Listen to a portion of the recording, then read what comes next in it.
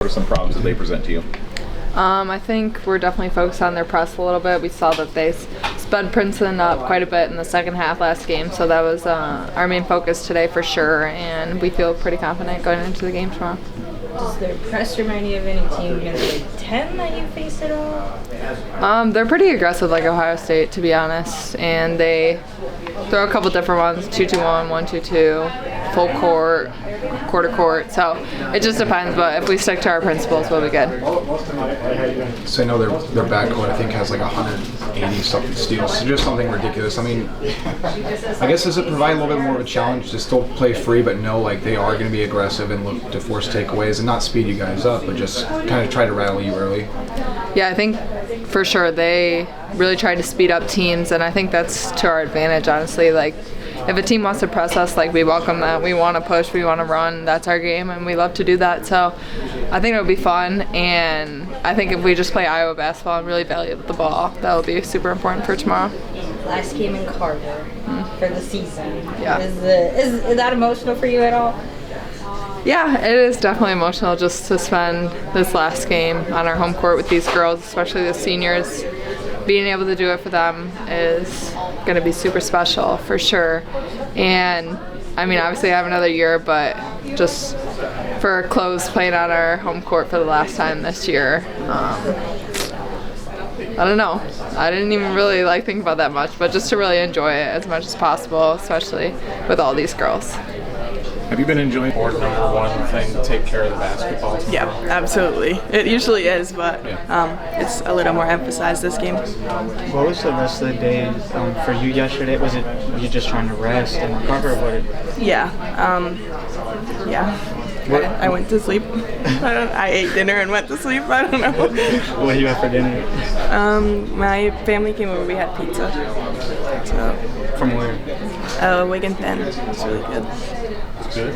What type of pizza do you get? I like taco pizza. It's my favorite. Yeah. Okay, so like what's on there?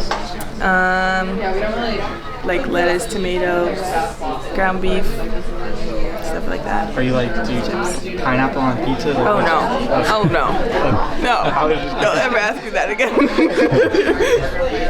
How excited are you for this game? I'm really excited, especially since I had limited minutes yesterday. I'll be able to get back out there fully, so that'll be really fun. I know you dealt with it last season, but like just the pace of like these last few days where like you're playing games, you have to talk to us a lot. Like how do you deal with just how fast kind of everything moves? I don't know. I think staying focused on the game is the most important. You know, I like to talk to you guys. You guys are a lot of fun.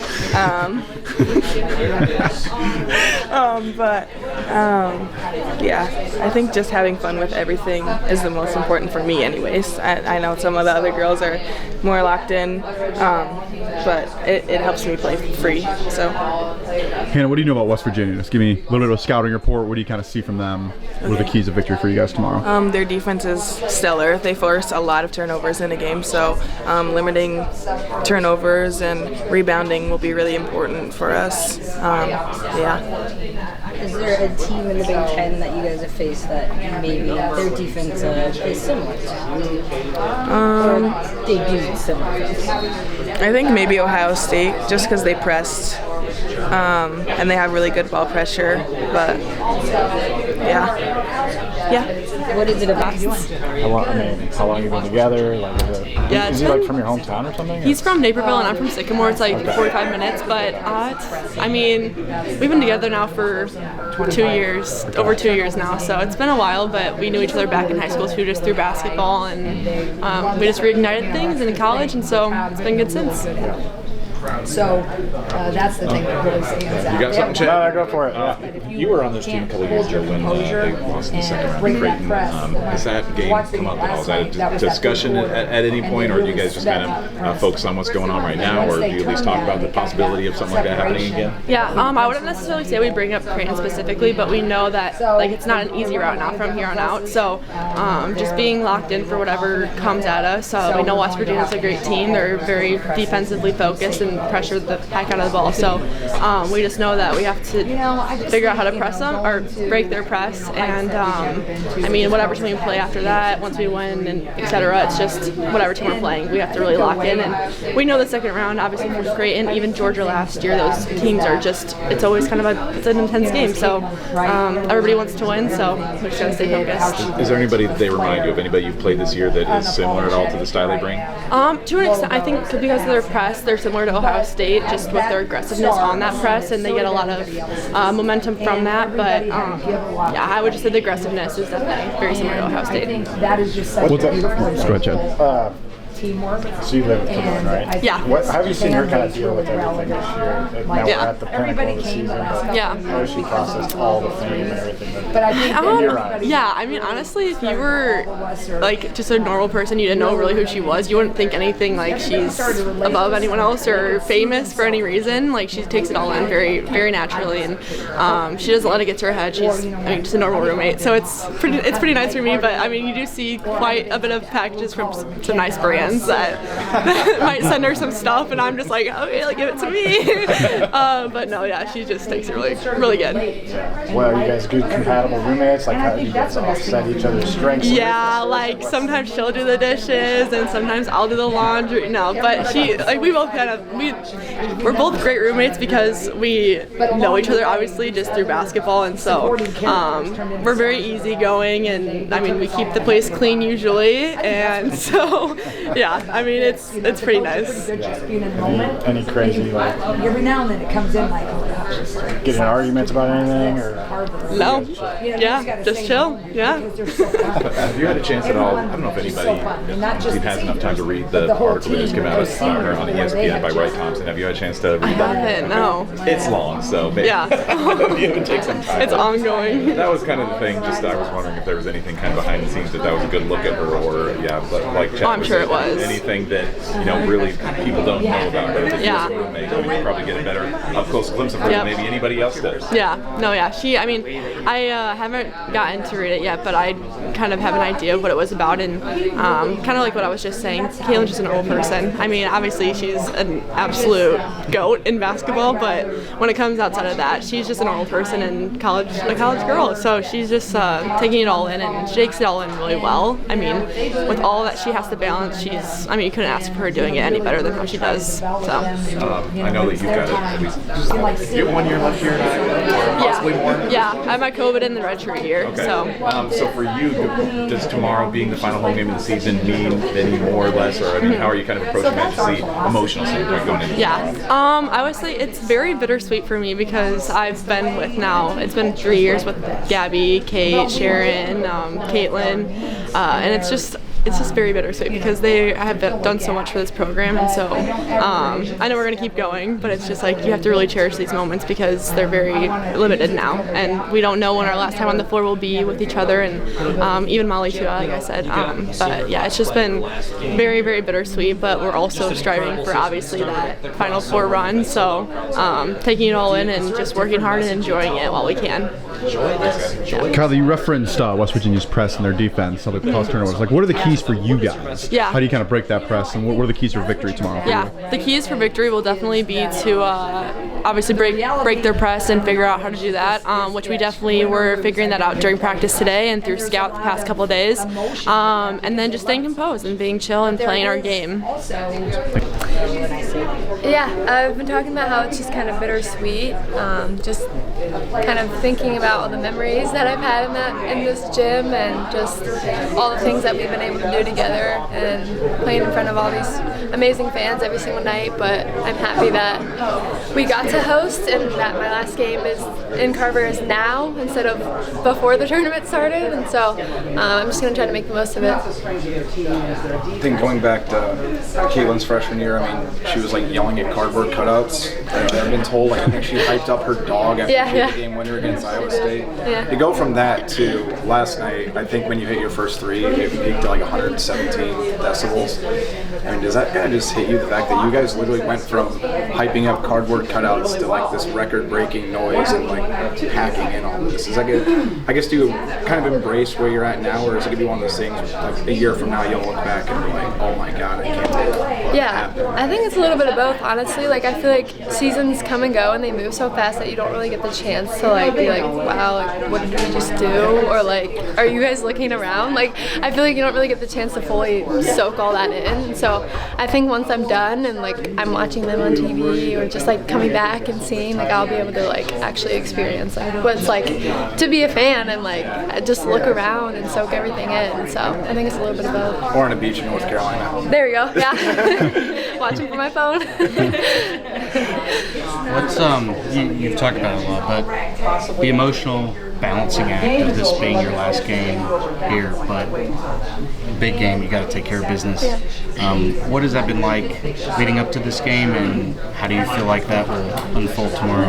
Yeah, I mean, we honestly haven't really even talked about it, like that it's the last game in Carver, and so I think we've kind of been pretty business-like, and knowing that, I mean, we've lost in this round before, and we know that what that feeling's like, and we don't want to feel that again, and we have business to take care of. Like, this isn't the end for us. We want 5 more games, and so I think that's kind of just been the mindset and the talk of the team. Not really that it's the last game. Did the Ohio State game with the ceremony and all that afterward, the traditional senior day stuff, did that kind of take, that was the day for the sentimental stuff, tomorrow's the day for business? I mean, did that help make that easier? I would say for sure. I think we got all the crying and the tears out of the way. Even though it wasn't like our official last game, it was nice to kind of get that sentimental part out of the way so we could move on from it. Do you remember, was there anything that stood out, kind of how McKenna and Monica handled the same situation last year? Obviously that game was a grueling game against Georgia, and it took a while to get to the sentimental part at the end, but they were in obviously similar spots that you guys are in this year. Yeah, I would say there are 2 people that are gonna, once you walk on the court, they're pretty locked in too. There were a few tears after the game, but I think it's just because of I think it's just an overwhelming feeling of emotion. You don't really know what to feel. I feel like that's what it mostly was, and that's what they were saying after the game. They're like, I'm so happy, but I'm like so sad at the same time. Like, I think they just needed to process their emotions, but when we were playing, I think they did a pretty good job of staying locked in to the team and what we wanted to accomplish. Do you anticipate that's how you'll feel? I think so. Assuming there's a win. If there's not a win, for sure. I think so. I think I'll need some time to process everything, but also we have more games to win, so that's going to be my main focus. West Virginia's guards have a lot of steals. I mean, they're going to try to speed you guys up. Is it almost like more comfortable for you guys, considering they're going to try to speed you up, but you guys are so used to speeding other teams up? It's like it gets to play a factor for you guys. Yeah, I would say we've been pretty good at breaking the press all year long. I mean, we love to play fast. We like to transition, get out and run. So I think I'm not going to say that it won't bother us, but I don't think it will bother us that much, just because we're used to it and we practice it and we practice against it all the time. And so I think if we just make the smart passes, not try to make the home run passes, we'll be fine. I've learned a lot from them, honestly. I feel like Kate comes in and gives us a speech before practice every single day, and just some of the stuff she says is really good and stuff that I'll use going forward. I've learned kind of how to keep my composure, especially when everybody else gets very intense, and just staying locked in and do what I can do, and so I think that's been big as well.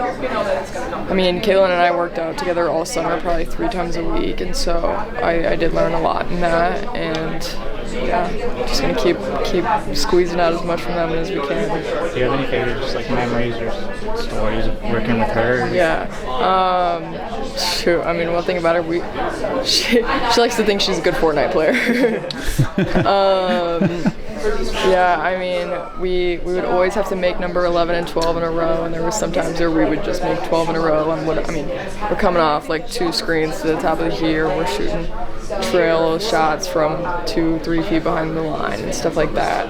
And and we'd get it sometimes, and it'd just be so exciting, and she'd take off running around like an airplane through the gym, and it was pretty fun. If you did a traditional kind of 3-point contest against Caitlin, who would win? Nate, do you think you got a shot? Oh, yeah. Okay, there we go. Oh, we would. I mean, not logo threes though. No, she's got me in logo threes. I've got her in threes. She's got me off the dribble. I got her off the move.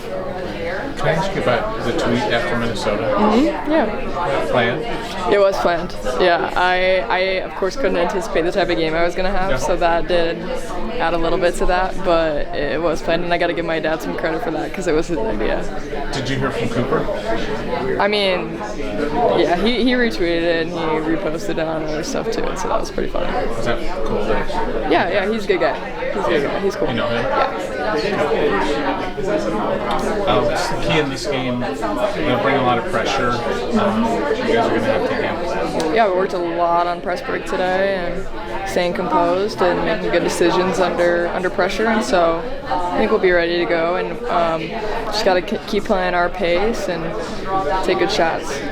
And then the finale here. Yeah. Wait, don't answer that. Okay.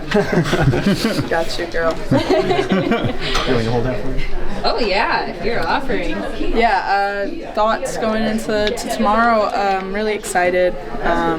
Last game, obviously, in Carver Hawkeye Arena for me and for the other 4 seniors, and it's sad, it is, but we're mission focused and we're focused on the game, and it really hasn't hit me until you guys just came over here and shook my hand, so I don't know why you guys are making me all emotional, but thank you to all of you guys for everything that you guys have done, all the press and everything over my 6 years, and it's been unwavering support, so seriously thank you all. But yeah, it's bittersweet, and I'm really excited for my next chapter in life, but this is hard that this one is closing here, and it's going to be sad not running out to 15,000 screaming fans here in Carver Hawkeye. So I just feel incredibly grateful and honored that Coach Bluter's given me the opportunity to be here, and I've gotten to do it with my best friends and made so many memories, so tomorrow will be exciting though. Do you consider yourself a sentimental kind of person, an emotional kind of person? I don't even know, honestly. I don't know about some things, I guess. I would definitely say I'm an emotional person in the way of caring and being passionate, but I don't cry often, I guess, so it's I don't know, it's weird whenever I get sentimental about things, I guess, so. Now, what's next for you in 2.5 weeks when your season's over? Yeah, well, I want to continue playing basketball. I hope I get an opportunity for a training camp, or I hope I get drafted. I don't know. I hope that happens for me, and if not, then I move on with my life. But I want to keep playing basketball for as long as possible because I just love the sport, and I'm not ready to be done playing basketball, and then I want to coach, and hopefully one day I can be as good of a coach as Coach Bluter. That's my goal. So. Do you have, after this year, will you have your master's degree? I'll have my master's in the spring, yeah. Okay. So in 5-10 years, whenever your basketball career ends, would you go start to be a grad assistant, or do you think you'll be able to walk in as a... I hope I can walk right in as a player development or a basketball operations person, or just work my way up. If I have to start at a lower level, I'll do that. But I don't want to do any more school for the rest of my life. To answer your question. What concerns you about their defensive abilities, their press, all that stuff? I would just say that they're a really athletic team. They hang their hat on defense. They press, primarily the whole game, and that's their go-to, and they want to turn you over, and they want one turnover to turn into 2 and 3 and 4 and go so on and so on. And that's where we're going to really have to stay composed and use our maturity as being upperclassmen out on the court. And we might miss Molly a little bit tomorrow, but I think Coach Bluter has gotten us prepared for presses, and we've seen a lot of presses this entire year, so it's nothing new to us, but we haven't played West Virginia before, so we're just going to have to really stay composed and stay locked in.